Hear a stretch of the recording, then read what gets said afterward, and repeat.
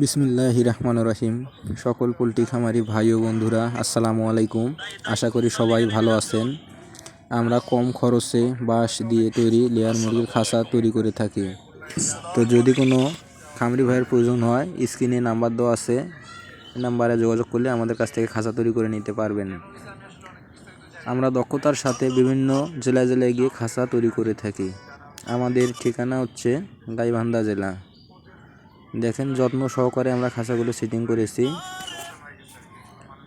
একদম পানির লেভেল। তারপর খাদ্যের পাইপটি এখন উঠানো হয়নি।